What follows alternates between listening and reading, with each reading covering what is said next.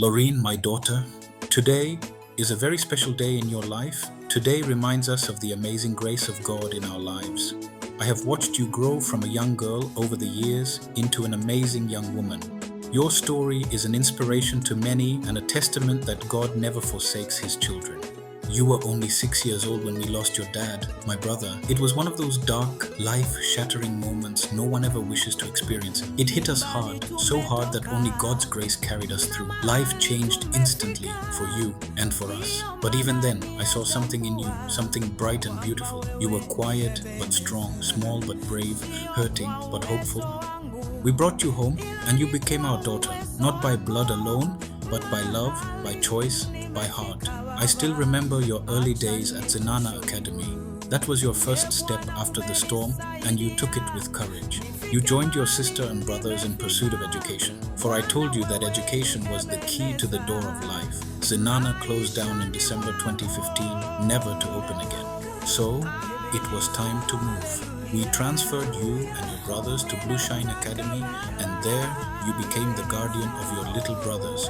You were always protective of family. That is the spirit. Family is all we have. Family is where we run to when the world rejects us, and the world is good at rejecting us when we have nothing left to offer it. It is only family that truly feels your absence when you're not there. The world will definitely move on, friends will move on, they will replace you at your office, but family never replaces you. Family never quite truly moves on. You were part of our family wherever we went. Very few people even knew you were not our biological child. You blended so well with your cousins, and they became brothers and sisters unto you. We have never been aunt and uncle to you. You have never called us that. We are always mom and dad. But that is what life is supposed to be.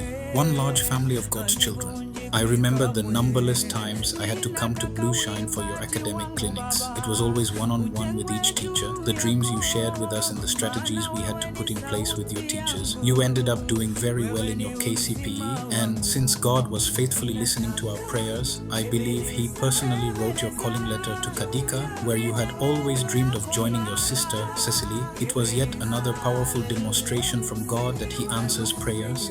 You joined Kadika when the tide was high for us as a family. I took you to school armed with nothing more than hope. Another powerful testimony that we walk by faith, not sight. So, by faith, the 4-year journey begun. No doubt it wasn't always easy. High school years rarely are, but you stayed focused. You remained kind, determined, and strong. You pushed through every challenge, every exam, every moment of doubt. Sometimes it was high, sometimes it was low for us, but one thing remained constant. God's faithfulness.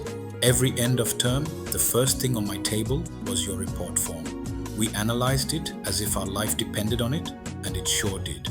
Every improvement was commended, every negative deviation had to be explained in detail, and those academic clinics at Kadika, there was no hurry. We would hunt down every teacher and listen to every word, every concern, every commendation. It was tough, but it had to be done. Someone always has to do the tough job. I still remember the last visit to Kadika, the visit I always make for every child just before the final exam. The visit to give a father's blessings, to seek God's face for you. It was incredible. I asked you, my daughter, are you ready?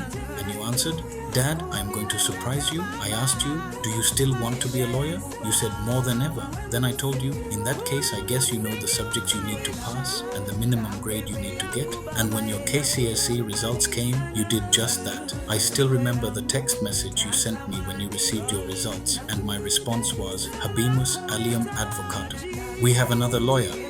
Today, you turn 18. Today, you are no longer that young, hurting 6-year-old that walked into our home. Today, you are a Kenyan citizen. It has been a journey of faith, resilience, and hard work. Today, as you turn 18, I want you to know this. You are deeply loved. You are a blessing to our family. You are strong enough to face anything ahead of you. Adulthood is not always easy, but you have what it takes. You have already overcome so much, and the best is still ahead of you. You know the secret of our success, not by might nor by power, but by God's Spirit. Wherever you go, whatever you do not forsake your God. Always remember this, that from childhood you have known the scriptures which are able to make you wise for salvation through faith in Christ Jesus.